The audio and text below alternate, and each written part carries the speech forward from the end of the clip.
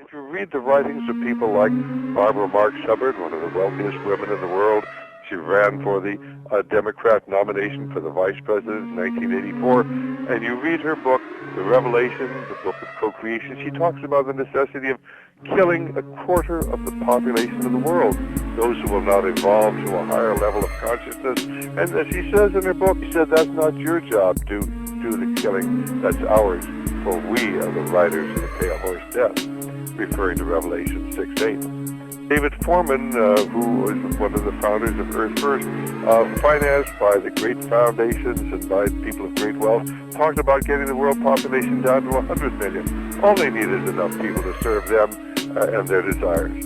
These are the elitists. They have a different worldview. You really want to have them controlling your destiny and the destiny of your family. One is maintain the world population at 500 million in constant balance with nature, which doesn't sound too bad until you realize that we've got over 6 billion people in the world, and if we're going to maintain the world population at 500 million in constant balance with nature, we're going to have to kill off about 90% or more of the world's population.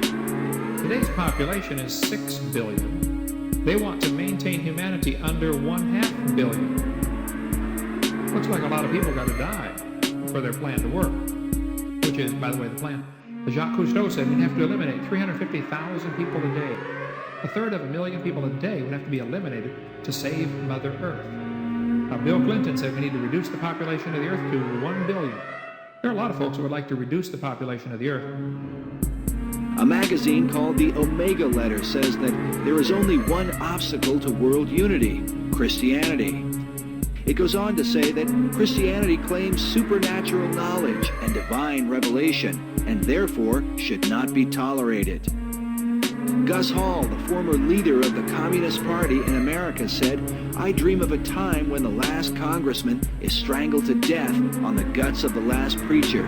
And since the Christians love to sing about the blood, why not give them a little of it?"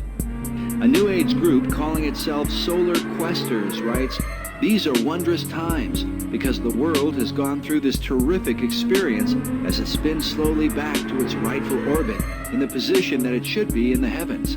And as this happens more and more comfort and well-being will come upon this world, and those who hinder will be removed, liquidated. They must be wiped clean off the face of the earth." Ruth Montgomery, sometimes referred to as the herald of the New Age, said, "Millions will survive and millions won't. Those who won't will go into the spirit state because there is truly no death."